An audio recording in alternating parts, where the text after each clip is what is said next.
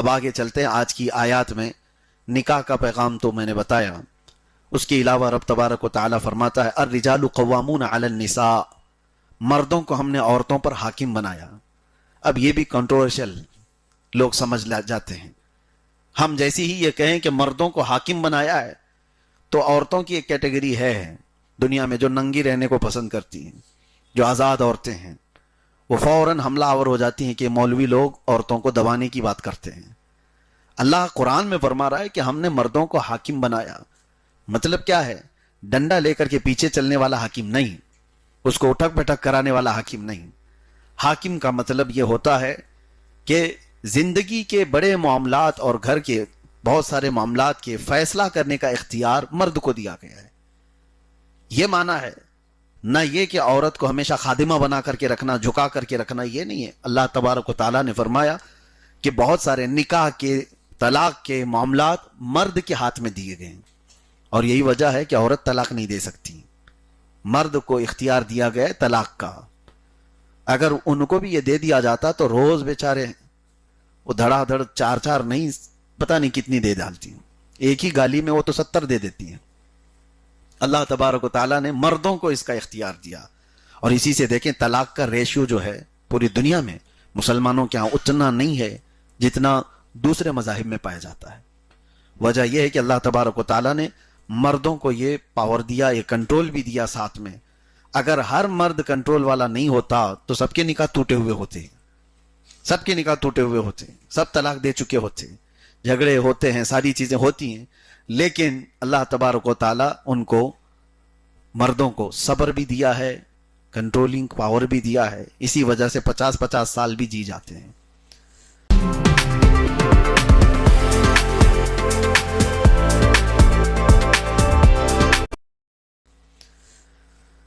میں یہاں پر ایک اور بات بتا دوں. قرآن میں کتنے صاف انداز میں اللہ فرماتا ہے وَإِنْ خِفْتُمْ شِقَاقَ بَيْنِهِمَا. ہوتا ہے شوہر بیوی میں جھگڑا ہو جائے، اللہ تعالیٰ فرماتا ہے فوراً توڑ کے ختم کر کے اس کو الگ اس کے الگ مت کر دو. فَبْعَثُوا حَكَمًا مِّنْ أَهْلِهِ وَحَكَمًا مِّنْ أَهْلِهَا.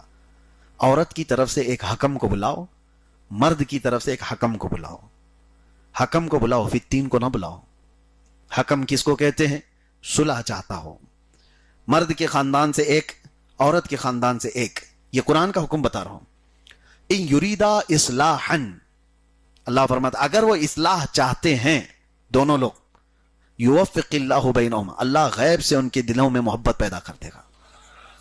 توڑو مت فوراً، ایک ادھر سے ایک ادھر سے بیٹھے. اسی لیے ہمارے ہاں بھی آج بھی رواج یہ ہے کہ شوہر اور بیوی کے درمیان کچھ معاملات ہو جائیں، انبن ہو جائیں تو بڑے آتے ہیں، بات کرتے ہیں، اور جب بڑے بیٹھ کر کے بات کریں گے تو معاملات حل ہوتے ہیں. یہ تمہارے سے حل نہیں ہوتے، یہ اللہ تعالیٰ حل کرتا ہے.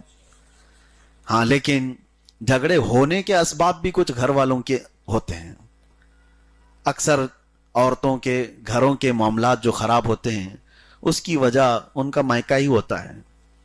اکثر جگہ پر یہ آج کی بات نہیں ہے، برسوں پرانی چیزیں ہیں. عورتیں جب بیاہ کر کے مرد کے گھر آ گئی ہیں تو وہ اپنے مرد کے گھر کو پوری طور پر سنبھال لیں، کیونکہ وہ امور خانہ داری کی وہ مالک ہو چکی ہے. عورت کو کیا کہا جاتا ہے پتہ ہے؟ ربۃ البیت. عورت کا لقب ہے. ربۃ البیت کا مطلب ہے گھر کو پالنے والی.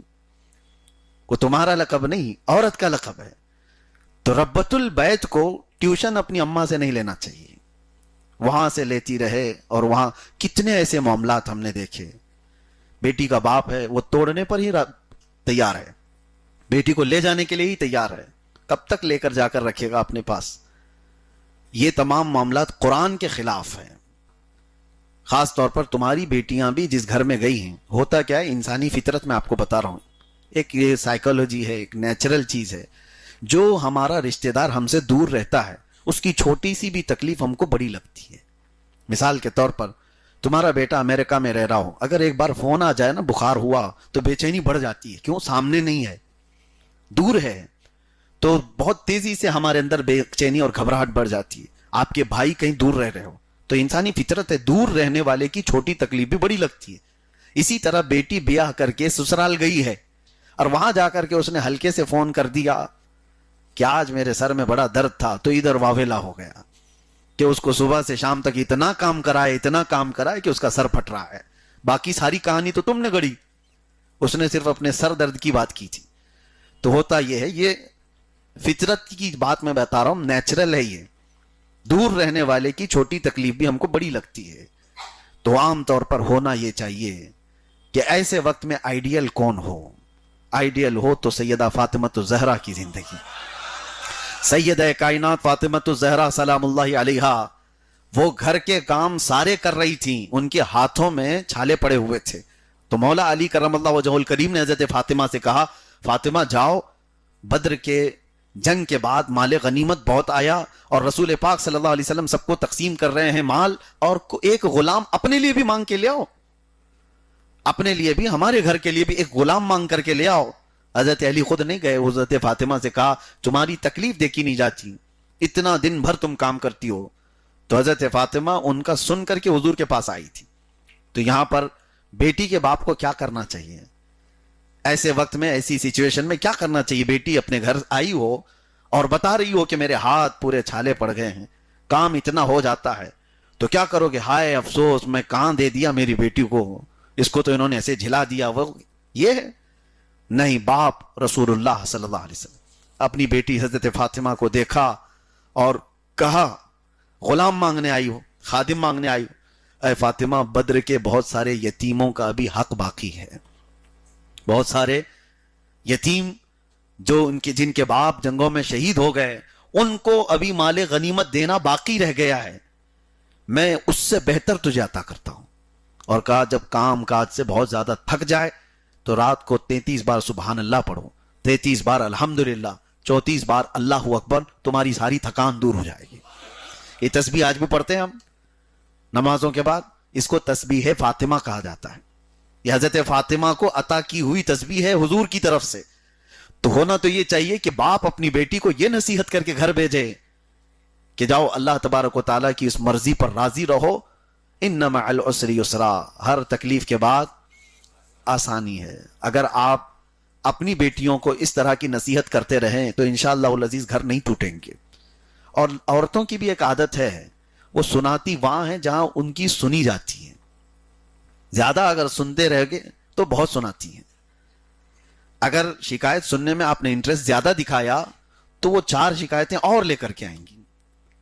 اور ایک مرتبہ آپ نے اگنور کر دیا تو کہتی ہے میرے باپ تو سنتے ہی نہیں, سنا کے کروں کیا. اس کے بعد اس کو جینے کا خود کا طریقہ معلوم ہو جائے گا. بسا اوقات گھر بسانے کے لیے ماں باپ کو یہ ذمہ داری اپنانی چاہیے. یہ آیت قرآن پاک میں اللہ تعالیٰ نے فرمایا ان یریدا اصلاحا یوفق اللہ بینہما, یہاں تک. اور اس کے بعد 5ویں پارے میں ایک آیت اور ہے جو ہمارے رونگٹے کھڑے کر دیتی ہے. اللہ تعالیٰ فرماتا ان الذین کفروا بآیاتنا سوف نصلیہم نارا, جنہوں نے ہماری آیتوں کو چھوڑ دیا, جھٹلا دیا, اللہ فرماتا ان قریب ہم ان کو ایسے دوزخ میں ڈالیں گے. کلما نضجت جلودہم بدلناہم جلودا غیرہا لیذوقوا العذاب, جب جب ان کی چمڑی پکے گی ہم دوسری چمڑی ان کو پہنا دیں گے تاکہ وہ نیا عذاب چکھ سکے. حضرت کعب احبار رضی اللہ تعالیٰ عنہ اس آیت کی تفسیر میں فرماتے ہیں, ان سے پوچھا گیا کہ کتنی دیر میں یہ چمڑی بدلی جاتی ہے جہنم کے عذاب میں؟ جب بندے کو آگ میں ڈالا جائے, چمڑی گل جائے اس کی, پھر اس کی چمڑی کو پھر سے بدلا جائے تاکہ وہ نیا عذاب چکھ سکے, تو وہ فرماتے ہیں 1 گھنٹے میں 70 بار بدلی جائے گی. 1 منٹ سے بھی پہلے جسم کی پوری چمڑی نہیں بنا دی جائے گی. اصل میں مسئلہ یہ ہے کہ یہ جو سکن ہے, یہ جو چمڑی ہے, یہ پین ریسیور ہے, درد کو ایکسپٹ کرنے والی. اور جب ایک بار جل جائے تو عام طور پر ہوتا یہ ہے کہ جلے ہوئے حصے کو پھر اگر کچھ ٹچ کیا جائے تو پتہ نہیں چلتا. آپ دیکھیں جلی ہوئی چمڑی جہاں پر ہوگی, داغ ہوگا, اس کو چونٹی کاٹے تو اتنا نہیں لگتا کیونکہ وہ ڈیڈ ہے. اس وجہ سے کہ جلی ہوئی چمڑی کو دوبارہ نیا عذاب چکھایا جائے تو یہ چمڑی بدل دی جاتی ہے. قرآن پاک میں ہے ڈرو اس جہنم کے عذاب سے جس میں 1 گھنٹے میں 70 بار ہمارے جسم کی جلد کو بدل دیا جاتا ہو. اللہ تبارک و تعالیٰ اس عذاب نار سے ہمیشہ محفوظ فرمائے. رمضان میں میرے عزیزوں اور دعا کیا کرنی چاہیے آپ کو؟ روزانہ یہ دعا کریں, روزانہ یہ دعا کریں کہ اللہ تیری جہنم سے بڑا ڈر لگتا ہے, اس عذاب سے ہماری حفاظت فرما. اور حضرت سفیان ثوری کی ایک دعا تھی, وہ ہم اکثر اپنے ذکر میں بھی کرتے تھے، الہی لست للفردوس اہلا ولا اقوى على نار الجحیم فاغفر ذنوبی بفضل جودک یا اللہ۔ اے اللہ میں تیری جنت الفردوس کے قابل تو ہوں نہیں، تیری جنت میں جانے کے قابل تو ہوں نہیں، لیکن اے مولا تیرے جہنم کا عذاب سہنے کے قابل بھی نہیں ہوں، وہ برداشت کرنے کے بھی قابل نہیں ہوں۔ لہٰذا بس بات اتنی رہ جاتی ہے تیرے فضل اور تیرے جود و کرم کی، بس تو اپنے جود و کرم سے مجھے معاف کر دے اور جہنم سے آزاد کر دے، یہ دعا ہے۔